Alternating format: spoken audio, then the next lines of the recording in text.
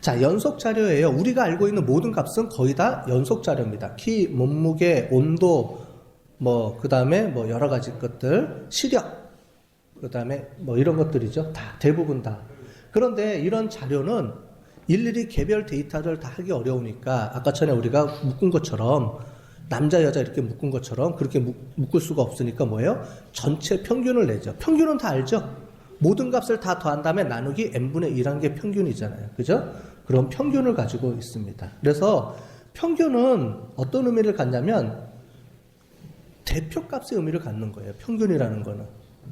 근데 왜 이게 대표값이냐? 평균을 중심으로 해서 많은 사람들이 모여있기 때문에 대표값을 갖는 겁니다. 자, 그런데 이 평균은 항상 어느 정도 분포가 흩어져 있는지를 우리가 보게 되죠. 그거를 우리가 분포라고 합니다. 그 분포를 우리가 변동이라고 얘기하는데 표준편차라는 말을 많이 쓰죠. 자, 평균과 표준편차가 뭐냐? 이거를 한번 배워보도록 하겠습니다. 자, 평균도 종류가 여러 개가 있어요. 자, 지금 하는 거는 일일이 다 계산하겠다는 게 아닙니다. 이런 게 있다라고 그냥 알고 넘어가면 되는 거예요. 자, 평균인데 평균은 전체를 다 더한 다음에 n분의 1 하는 거죠. 자, 시그마는 어떤 의미냐면 다 더하라는 말이에요. 그래서 언제부터 1번부터 100번까지 다 더해라. 이렇게 얘기를 나타내 주는 게 시그마입니다. 그러니까 수학적인 기호입니다, 이거는. 그렇게 보시면 되고요. 자, 그 다음에 이제 가중평균이라는 것도 있어요. 평균이 하나만 있는 게 아니고, 가중평균은 어떻게 되냐면, 여러분 우리가 중간고사, 기말고사 볼 때, 중간고사는 30%만, 기말고사는 70%, 이렇게 비중을 틀리게 주죠. 그래서 중간고사에서 100점 맞는 것보다는 기말고사에서 100점 받는 게 점수가 더 높죠. 그런 것처럼 가중평균을 해주는 게 있어요. 이런 가중평균을 많이 쓰는데, 가중평균을 실제로 우리가 기업에서 여러분들이 이용을 하다 보면 가중평균을 없이 쓰는 사람들이 있어요. 지금 보는 것처럼, 자, A반은 수강생이 40명인데 반평균이 75점이에요. 무슨 말이냐면 40명의 값을 다 더했을 때 75점이라는 말이죠. 그럼 B반은 50명인데 73점이고 C반은 20명인데 80점이에요. 보통 이걸 평균 내라 그러면 75 더하기 73 더하기 80 나누기 3합니다. 그러면 틀린 거예요. 왜냐면 B반이 제일 많잖아요, 사람이. 그래서 어떻게 하냐면은 40명 곱하기 75점 더하기 50명 곱하기 73점 더하기 20명 곱하기 80점 해서 40, 50, 20을 다 더한 사람으로 나눠보면 이게 평균이 나오는 겁니다. 실제로 기업에서 일을 하다 보면요, 대부분의 사람들이 다 가중평균을 안다라고 생각하는데 모르고 막 써요. 그럼 데이터가 에러가 나죠. 자, 그 다음에 또 에러가 나는 게 또가 있습니다. 뭐냐면 이런 거예요. 연봉이라든가 우리가 그 연평균 증가율이라는 걸 쓸 때 쓰는 방법인데 이거예요. 자, A라는 기업의 수익률이 작년에 635억이에요. 그 다음에 998억이에요. 1200억이에요. 1700억이에요. 2300억이에요. 이렇게 능가했어요. 자, 그러면 자, 수익은 2010년에서 11년 늘었을 때는 57% 늘은 거예요. 그 다음에 2011년도에서 2012년도는 얘가 베이스니까 이만큼 늘었으니까 26% 늘었어요. 자, 그랬을 때 5년 동안의 평균 수익률은, 즉 이 값이 계속 일정한 평균 값으로 계속 증가하면 언제 5년 뒤에 이 값이 나오는지. 그리고 대부분의 사람들은 다 뭘 하냐면은 얘 더하기 얘 더하기 얘 더하기 얘 나누기 4합니다. 똑같이요. 근데 그렇게 하면은 값이 잘못 나옵니다. 이런 식으로 계산해야 돼요. 이 말은 무슨 말이냐면 평균 38%씩 계속 증가한다는 말인데, 얘 베이스별로.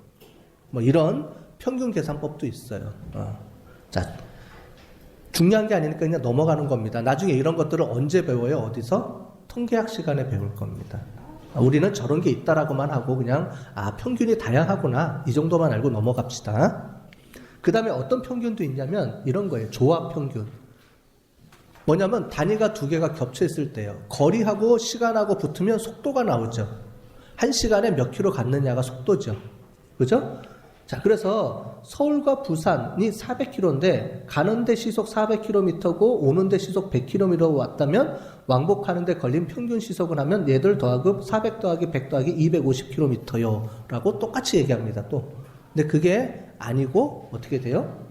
평균이니까 가는데 1시간 걸리고 오는데 4시간 걸렸죠. 시속 100km니까 총 5시간이 걸린 거예요. 그렇게 봤을 때는 이렇게 보는 거죠. 갈 때는 빠르게 가고 올 때는 총 4시간 걸리고 1시간 4시간 걸렸으니까 총 800km를 왕복이니까 800km를 5시간 동안 왔다 갔다 했으니까 그렇게 따지면 160km가 나오는 거죠.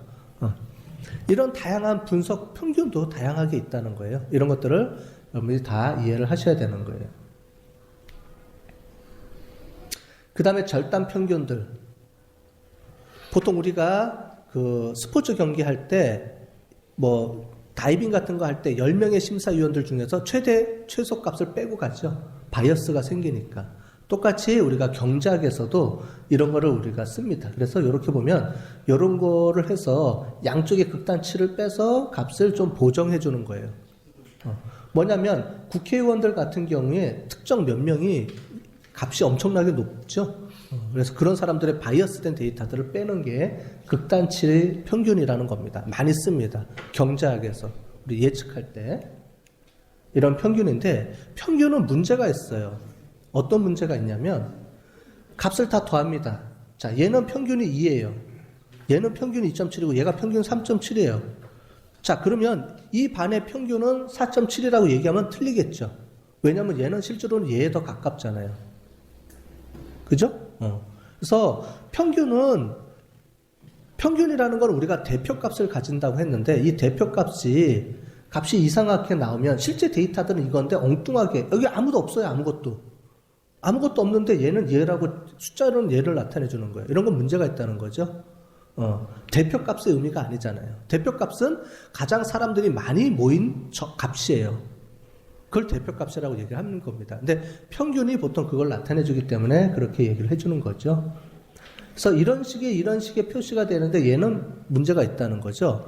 그래서 사람들이 이런 문제가 있는지를 어떻게 우리가 검증할까? 평균이 진짜 평균의 의미가 있는지 없는지 어떻게 검증할까? 하다가 나온 게 표준 편차라는 겁니다.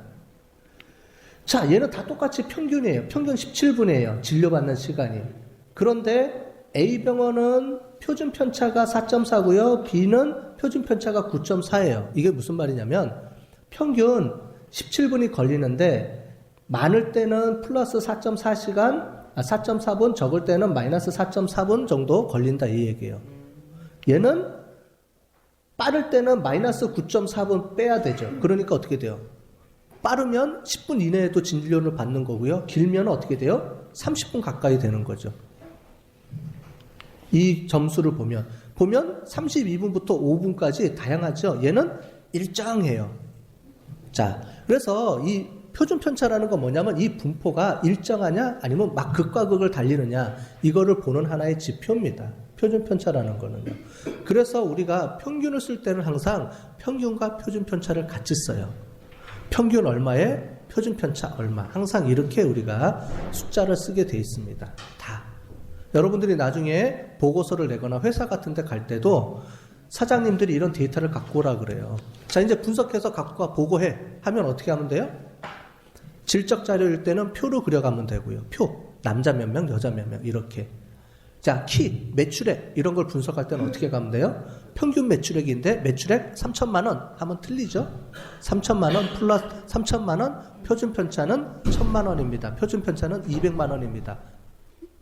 이렇게 우리가 얘기를 해야 되는 겁니다. 됐죠? 자, 그래서 왜 표준 편차가 왜 필요하냐 이걸 한번 볼게요.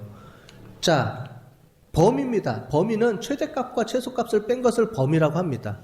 자, 그런데 자, 이렇게 나타낼 때는 범위가 30이 나오죠. 이 범위를 평균하고 같이 쓸 때는 문제가 많이 생깁니다. 그죠? 이런 문제가 발생해도 얘도 똑같아요. 근데 이런 데이터는 의미가 없는 데이터고 이런 데이터가 실제 의미가 있는 거죠. 평균은 항상 많은 값이 몰려있는 공간이 평균이 돼야 되기 때문에 그렇습니다. 그죠? 이게 더 정확한 거죠. 이런 데이터보다는.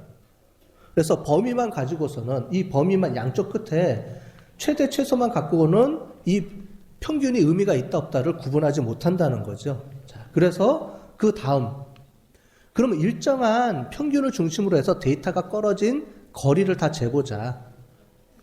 자, 이게 편차의 의미입니다. 분산의 의미. 그래서 여기 평균으로부터 떨어진 거리를 재는데 평균은 어떤 의미가 있어요? 평균은 모든 값의 절반입니다. 가운데 값입니다. 자, 그러면 평균을 중심으로 해서 많은 사람이 몇 퍼센트 있어요? 평균보다 많은 사람이 50%, 평균보다 적은 사람이 50% 있죠.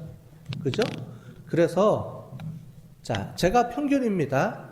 평균으로부터 떨어진 거리를 재는 거예요. 재는데 자, 이쪽으로는 플러스고요. 저쪽으로는 마이너스겠죠. 근데 평균을 항상 다 더하면 어떻게 돼요? 값이 플러스 마이너스 다 더하면 값이 뭐가 나와요? 0이 나오죠. 평균의 속성 자체는 0입니다. 모든 값에 플러스 마이너스를 계산해서 가운데 값이기 때문에 다 0이 나와야 돼요. 자, 그래서 이 0을 없애주기 위해서 어떻게 해주느냐? 0을 없애주는 수학 공식은 뭐가 있죠? 절대값을 주거나 자승을 해주는 거예요. 승을 해주면 마이너스 곱하기 마이너스니까 플러스가 나오죠. 그래서 어떻게 해줘요? 다 자승을 해주는 겁니다. 평균으로부터 값을 빼주면서 승을 해줘요. 수학적으로. 근데 뭐냐면 수학적으로 왜 자승을 해주냐면은 마이너스를 없애주기 위한 거예요. 다른 의미 없어요. 그냥 마이너스를 없애주기 위해서. 그렇게 해서 다 거리를 재주는데 마이너스를 없애주기 위해서 다 자승을 해주니까 어떻게 돼요? 최종값은 자승만큼 다 뻥튀기 돼 있죠. 그래서 그거를 다시 원상태로 돌리려면 승의 반대 개념이 뭐냐면 루트예요. 루트와 승은 우리가 덧셈의 반대는 뭐예요? 자, 제 값에서 플러스를 2를 해줬어요. 그럼 빼려면 어떻게 돼요? 원래 값으로 돌아가려면 마이너스 2죠. 곱하기 2를 했어요. 다시 돌아가려면 나누기 2죠. 자, 항상 수학은 개념이 있어요. 덧셈의 반대는 뺄셈, 곱셈의 반대는 나눗셈, 승의 반대면 루트. 됐어요? 지수의 반대는 로그. 이렇게 다 맺어져 있는 거예요. 수학은 항상 값을 원상복귀 해주고 바꿔주고 하는 방법이에요. 얘도 승을 해줬으니까 다시 원상태로 해줘야 되니까 루트를 씌워준 거죠.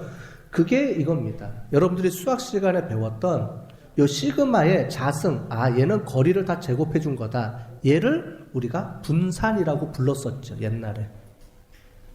근데 계산하는 값만 배웠지 분산이 어떤 의미인지는 안 배웠잖아요. 분산의 의미는 뭐냐? 평균으로부터 데이터들이 얼마만큼 떨어져 있는지. 왜냐하면 분포가 골고루 있느냐, 멀리 퍼져 있느냐, 아니면 평균으로 중심으로 해서 밀접하게 모여 있느냐. 이걸 보는 거예요.